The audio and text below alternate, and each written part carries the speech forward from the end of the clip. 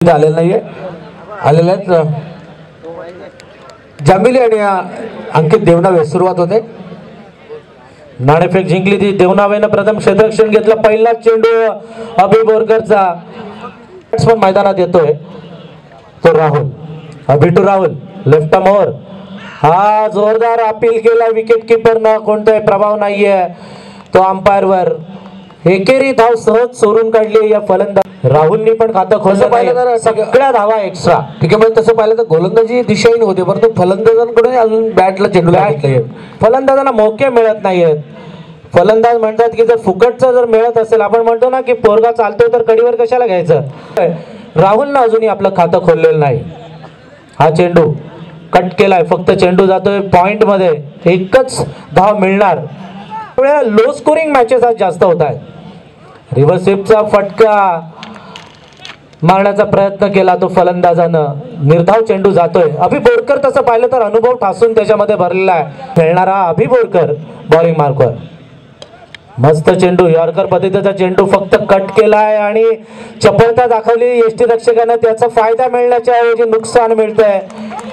ते अंकित 11 देवनावे जाण्याची शक्यता, कारण का दिल्ली ना दिल्लीच्या बाहेर पण जाईल. हल्ली व्हॉट्सअप आहे, फेसबुक आहे, इंटरनेटचा जमाना, आणि पहिल्याच चेंडूवर फलंदाज बाद होतोय. दीपक तो दीपक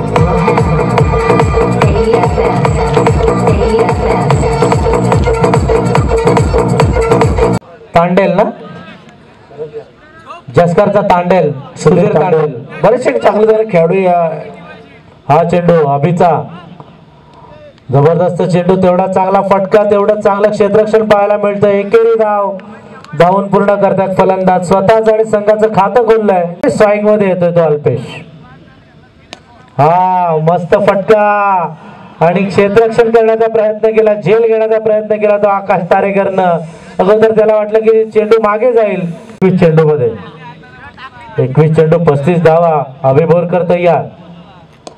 जमीन लगतचा फटका, मिड ऑफ मध्ये चेंडू जातोय. एकच धाव मिळणार. प्रत्येक षटका मागे आणि 34 धावांची गरज आहे ती जिंकण्यासाठी लवजीला. बॅकफुटवर जाऊन हा चेंडू कट केला. ओव्हरपिच पद्धतीचा चेंडू होता. सिंगल सिंगल सिंगल्स अशा धावा. चेंडू 20 चेंडूंमध्ये 34 धावांची गरज. हा चेंडू यॉर्कर पद्धतीचा चेंडू होता. थोडासा ऑफ स्टंपच्या थोडासा बाहेर हा चेंडू टाकला आणि हे षटक संपल्याचा इशारा पंचांकडून येतोय.